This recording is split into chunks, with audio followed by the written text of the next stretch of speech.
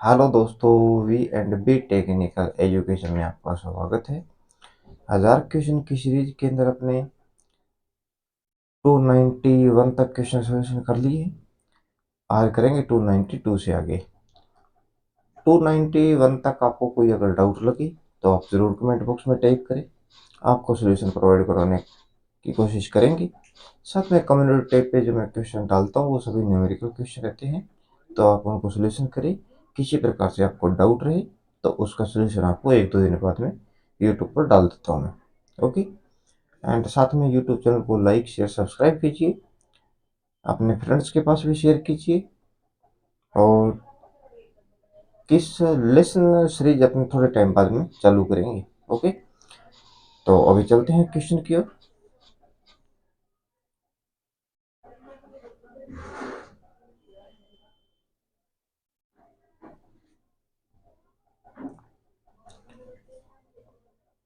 Question है अपने पास, 3 phase मोटरों के संबंध में उचित कथन का चयन करें। लो स्टार्टिंग टॉर्क किन मोटरों का होती है? जो मोटरों क्लास रहती है A B C D E F तक, उन क्लास के आधार पर मोटर को बताना है किन मोटरों में लो स्टार्टिंग टॉर्क होता है, किन में स्टार्टिंग लो स्टार्टिंग करंट होता है, हाई स्लिप रहती है किन में लो स्लिप रहती है। ओके दोस्तों, तो ये पूरी टेबल ही आपको बता ही देता हूँ मैं। ये क्लास लिख रहा हूँ, क्लास ए की मोटर है, क्लास बी की, क्लास सी की मोटर, क्लास डी की, क्लास ई की मोटर और क्लास एफ की मोटर। ओके, ये है स्टार्टिंग टॉर्क का normal, normal, high, high, low, low.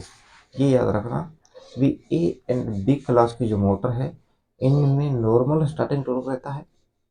C and D प्रकार की जो मोटर होती है इनमें हाई स्टार्टिंग टॉर्क होता है।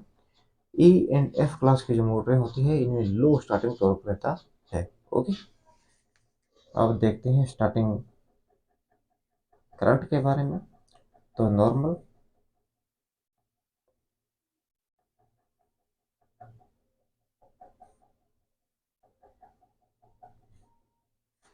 Normal, low, low, low, normal, low.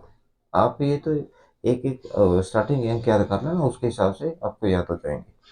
And अपने पास ए क्लास की जो मोटर है उसके अंदर नॉर्मल स्टार्टिंग करंट रहता है। बी सी डी है उनके अंदर नॉर्मल लो स्टार्टिंग करंट होता है। ई क्लास की जो मोटर है उसके अंदर नॉर्मल स्टार्टिंग करंट होता है और एफ क्लास के अंदर लो स्टार्टिंग करंट रहता है। Okay,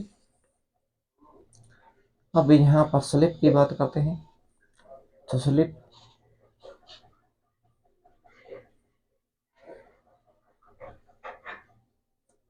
normal, normal, normal, normal, A B C के अंदर स्टार्ट स्लिप की वैल्यू नॉर्मल रहती है। एंड डी है उसके अंदर हाई स्लिप की वैल्यू रहती है। एंड ई के अंदर लो अपने पास स्लिप रहती है। एंड एफ क्लास की जो मोटर होती है उसके अंदर नॉर्मल स्लिप की वैल्यू रहती है। आप ये याद करना, normal, normal, high, high, low, लो, नॉर्मल, लो, लो, लो, normal, low, normal, normal, normal, high, लो, नॉर्मल। ओके, जिस हिसाब से आपको बढ़िया लगे उस हिसाब से आप याद कर लेना। एंड अपने पास लो स्टार्टिंग जो करंट रहता है, लो स्टार्टिंग टॉर्क, लो स्टार्टिंग टॉर्क रहता है अपने पास, लो स्टार्टिंग टॉर्क। तो अपने पास क्लास हो जाएगी ई क्लास की मोटर, ई एंड एफ के अंदर है तो यहाँ पर ई है सी ऑप्शन में, लेकिन डी है। डी के अंदर हाई स्टार्टिंग टॉर्क होता है। और लो स्टार्टिंग करंट की बात करें तो normal low normal low B C D F के अंदर है low starting current. B C D F के अंदर तो ऑप्शन नंबर बी का बी हो जाएगा। हाई स्लिप की बात करें तो हाई स्लिप अपने पास रहती है क्लास एफ के डी के अंदर, class normal high low normal. तो ऑप्शन नंबर डी जो है उसके अंदर जो स्लिप रहती है वो अपने पास स्लिप की वैल्यू होती है हाई। एंड हाई अपने पास ऑप्शन मैच नहीं कर रहा है। और लो स्लिप की बात करें तो लो स्लिप अपने पास क्लास रहती है ई। तो 4 नंबर का भी ऑप्शन डी हो जाएगा। पहले का अपने पास है डी।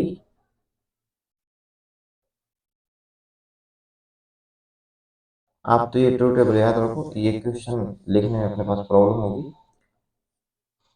तो जो अपने पास normal normal high high low low, ये स्टार्टिंग प्रथम जो अंक है वो लिख रहा हूं मैं। इनका मतलब नॉर्मल है। यहाँ पर लिख देता हूँ इनका मतलब नॉर्मल। एच का मतलब हाई और एल का मतलब लो। ओके। तो जो क्लास, ये क्लास की मोटरें लिखी है मैंने, क्लास है ये मोटरों की।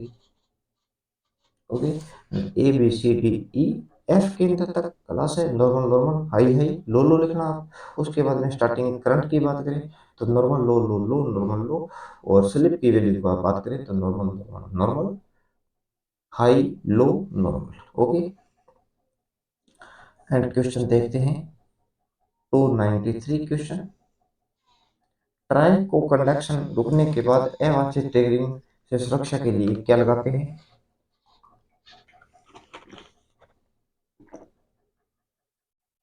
बताओ। ट्राइक जो रहता है अपने पास बाई लेटरल लेटरल एलिमेंट होता है, सेमीकंडक्टर डिवाइस होती है। ये 400 हर्ट्ज मैक्सिमम 400 हर्ट्ज की फ्रीक्वेंसी तक वर्क करता है। एसी के पॉजिटिव एंड नेगेटिव दोनों साइकिल के अंदर वर्क करता है। इसको चालू करने के लिए positive gate signal, positive gate signal and high amplitude, high amplitude के साथ लो पावर का सिग्नल अपने को गेट पर देना रहता है। टर्मिनल इसके लिख देता हूँ MT1 MT2 और गेट सिग्नल रहते हैं अपने पास। एंड इसको टर्न ऑफ करने के लिए negative gate signal and high amplitude amplitude low power का सिग्नल अपने गेट पर लगाते हैं। और जो ट्राई की इंटरनल कंस्ट्रक्शन की बात करें तो टू दो दो अपने पास SCR को एंटी पैरेलल में जोड़ा जाता है, यानी कि MT1 को MT2 के साथ जोड़ेंगे और इसी प्रकार दोनों से टर्मिनल जोड़ेंगे और गेट को एक साथ जोड़कर उसके ऊपर गेट सिग्नल बना देते हैं। तो यानी कि 2 SCR connected with anti parallel यानी कि हो जाता है अपने पास। एंड अवांछित ट्रिगरिंग रोकने के लिए कंडक्शन को अपने इसके यूज में लेते हैं स्नबर सर्किट। वोल्टेज धारा दोनों से प्रोटेक्शन करवाता है ये।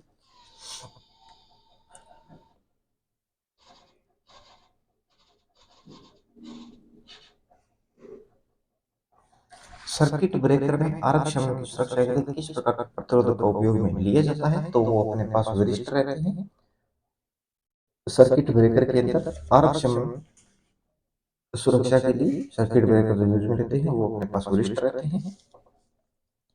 वरिष्ठ कहते हैं PTC जो रहता है पॉजिटिव टेम्परेचर कोफिशिएंट। कि जो मटेरियल के जो बने रहते हैं अपने पास प्रतिरोधक, उन्हें पीटीसी को अपने कहते हैं सेंसिटर। ओके। एनटीसी के जो बने रहते हैं उसे थर्मिस्टर कहते हैं। ओके। और जो वोल्टेज डिपेंडर रहते हैं, वोल्टेज पर जो डिपेंड करते हैं उन्हें अपने वरिष्ठ कहते हैं। और जो एल डी आर रहते हैं इन्हें भी वरिष्ठ ही कहते हैं। इन वोल्टेज डिपेंडेंट जो रहते हैं, one second, L D R जो रहते हैं ये लाइट डिपेंडेंट रहते हैं अपने पास। वोल्टेज डिपेंडेंट के अंदर क्या होता है, वोल्टेज की वैल्यू अपने पास बढ़ने पर रेजिस्टेंस की वैल्यू बढ़ती है, जिसके लिए कंडक्टेंस में कमी आएगी, यानी कि नॉन लिनियर की बनती होता है। इसका कर्व जो किसकी बनती होता है, नॉन लिनियर रहता है।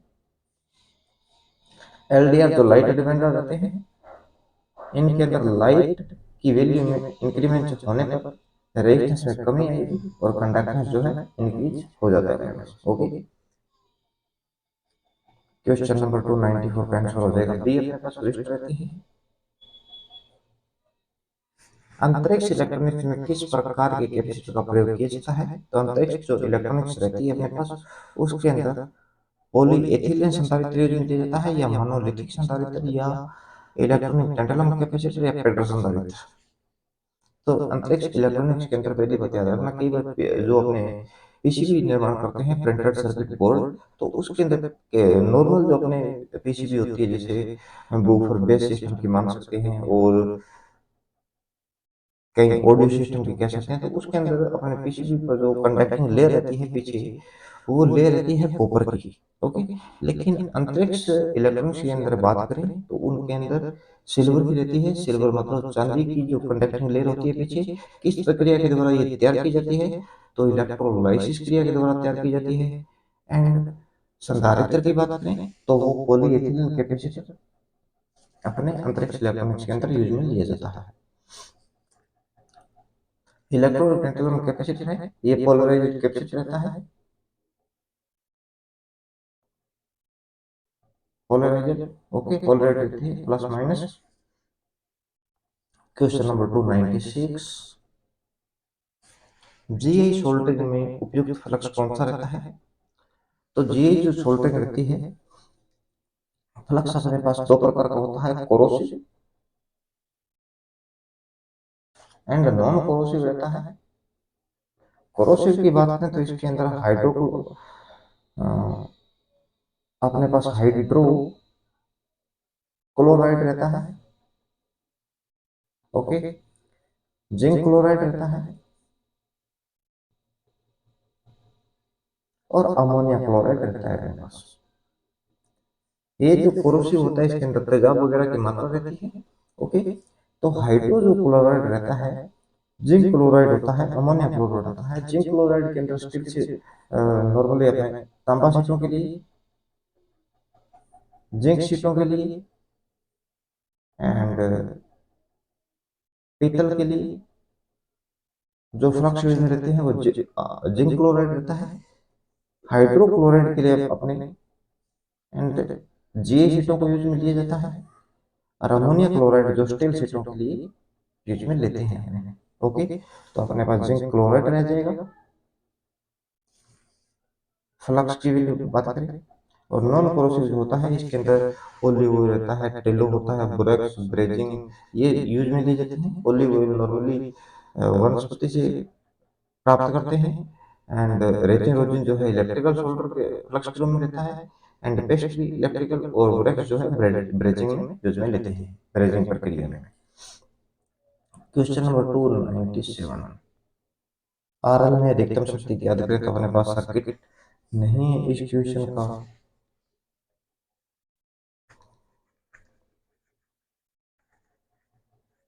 चलो ये क्वेश्चन मैं कम्युनिटी टेप पे लगा दूंगा, अब वहां पे करेंगे इसको सोल्यूशन।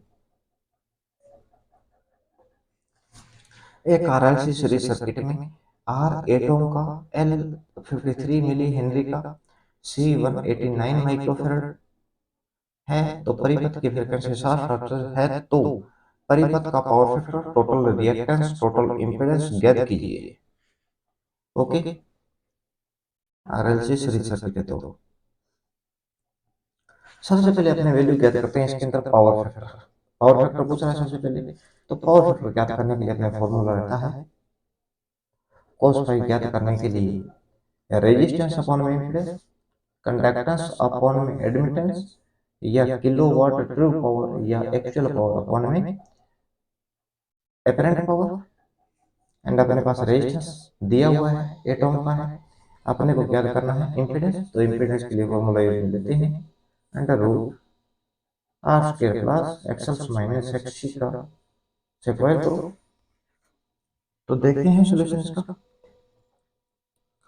सबसे पहले रिएक्टेंस क्या करो,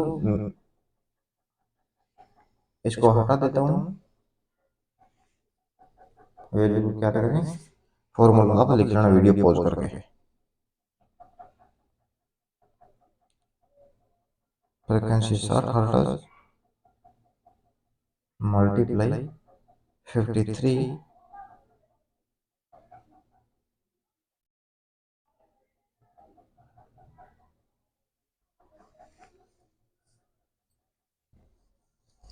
तो एक्सएल ज्ञात करने के लिए फॉर्मूला 2 पाई एफ एल रहता है। एक्स सी के लिए फॉर्मूला लिखेंगे 1 अपॉन में 2 पाई एफ सी रहता है अपने पास। ओके। एंड एक्सएल अपने पास मिला है 1990.98 ओम। रेजिस्टेंस हो, रिएक्टेंस हो, इम्पीडेंस हो, तीनों की यूनिट रहती है ओम अपने पास। कंडक्टेंस हो, सस्पेंटेंस हो, एडमिटेंस हो, इन तीनों की यूनिट रहती है महो। ओके। ट्रायंगल भी देखेंगे इसके, बता दिए वैसे मैंने एक दो बार पहले।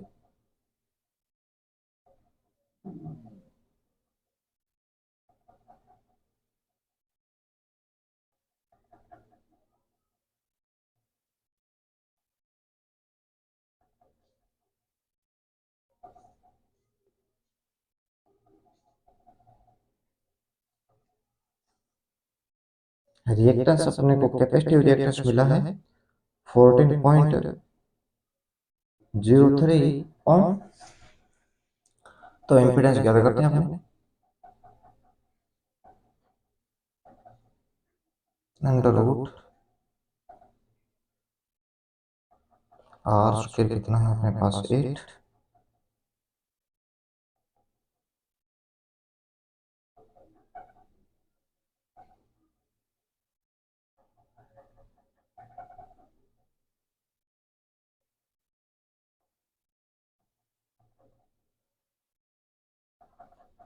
5.95।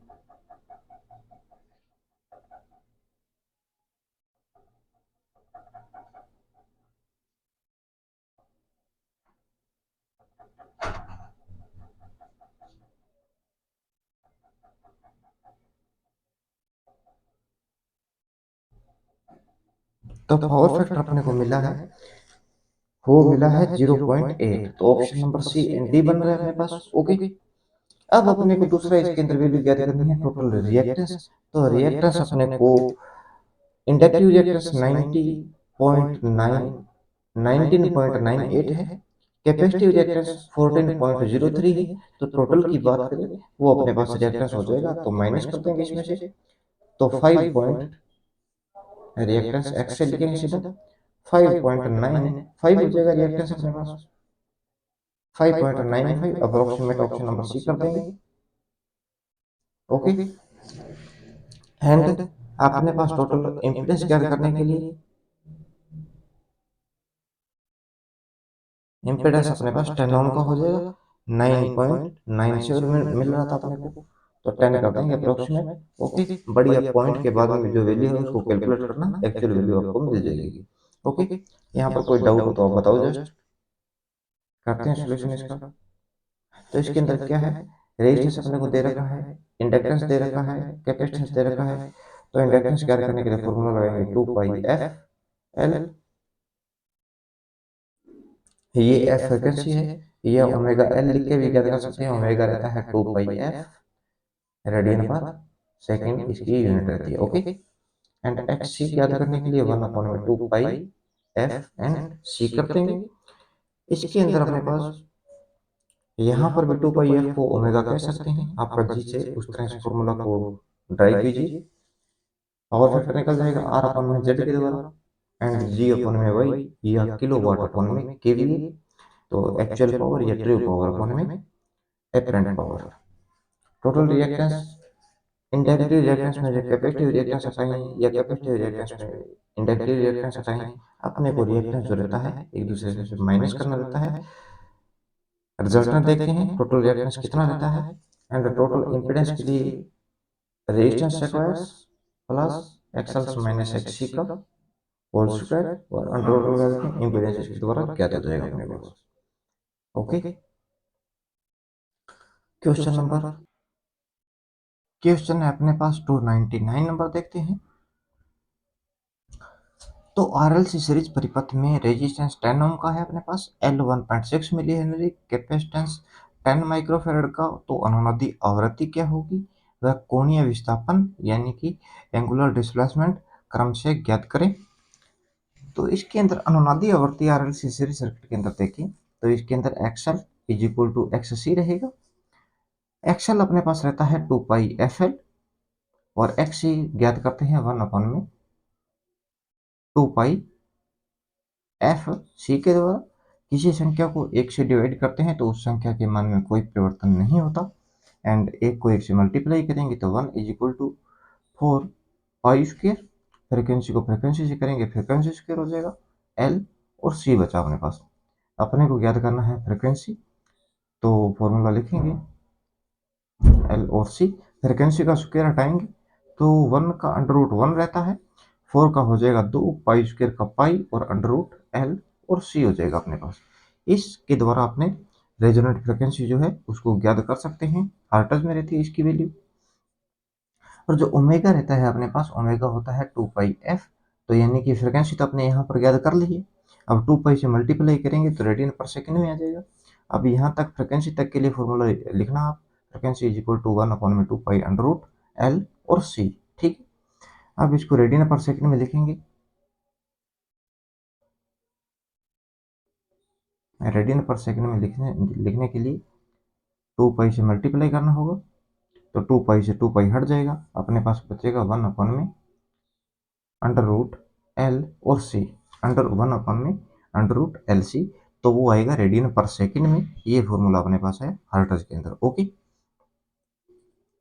अब रेजोनेंट कंडीशन के अंदर रेजिस्टेंस जो रहता है इम्पीडेंस के इक्वल होता है, यानी कि एसी परिपथ के अंदर धारा का जो कुल विरोध रहता है वो इम्पीडेंस होता है, डीसी परिपथ में रेजिस्टेंस के इक्वल होता है टोटल विरोध। ओके, तो आरएलसी सीरीज सर्किट के अंदर बात करें तो आरएलसी सीरीज सर्किट के अंदर रेजिस्टेंस के इक्वल इम्पीडेंस है तो इम्पीडेंस की वैल्यू कम है, इम्पीडेंस कम तो धारा की वैल्यू अधिक रहेगी।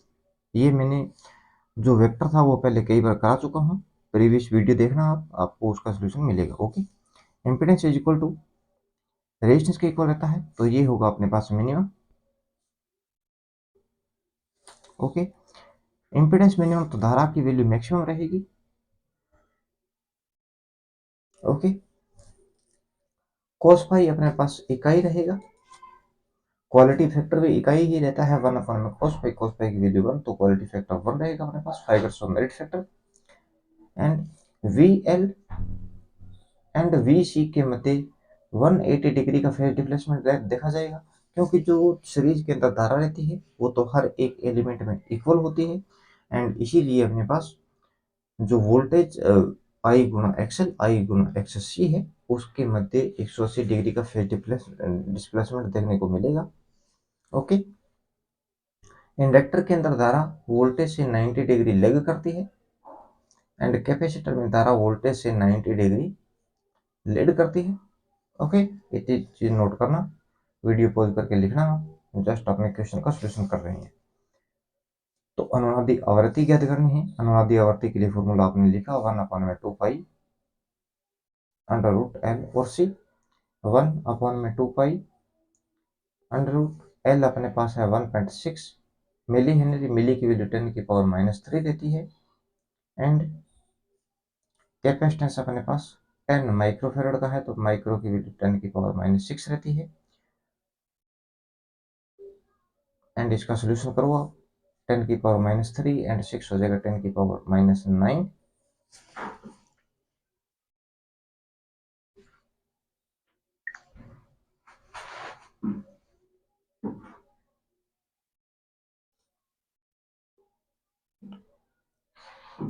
वन अपॉन में 2 पाई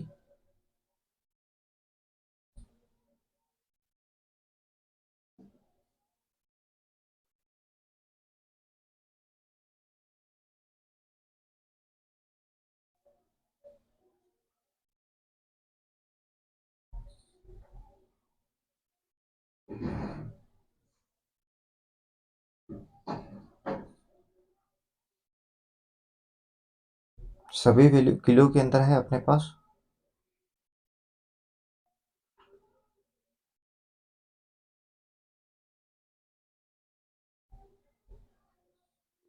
और 1.6 multiply 10⁻⁻3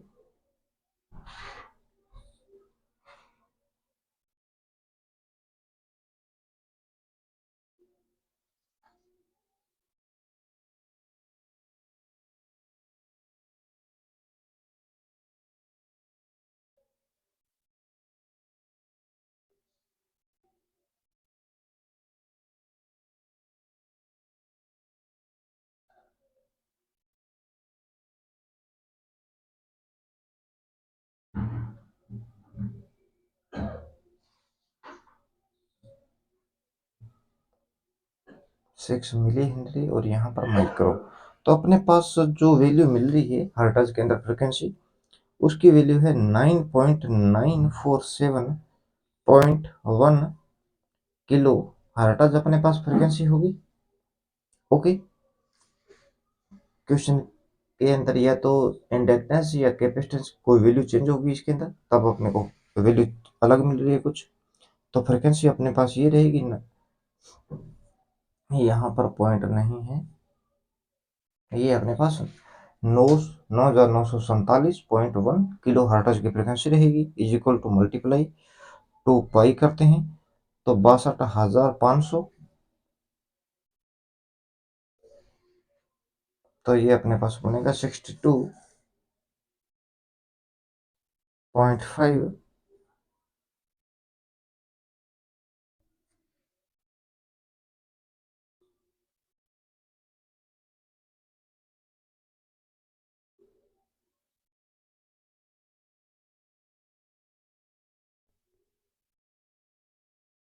500 kilo hertz, kilo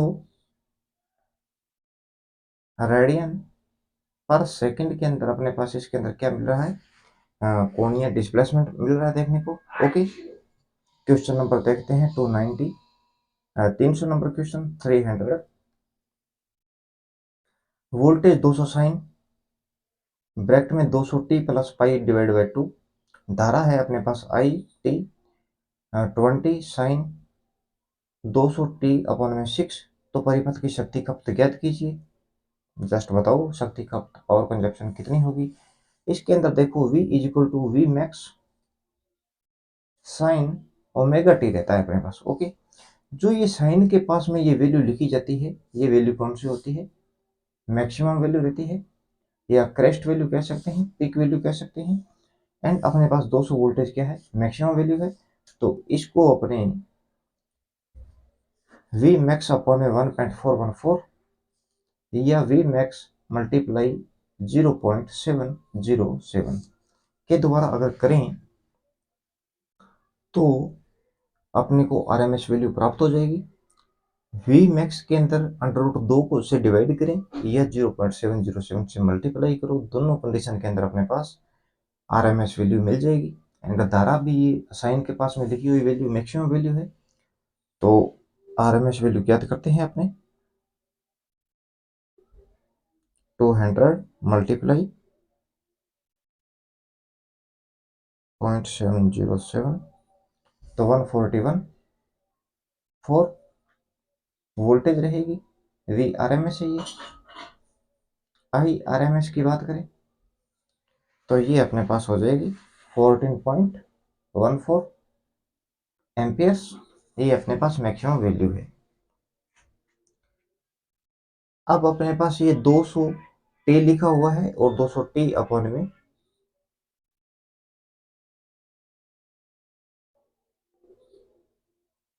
pi divide by 2।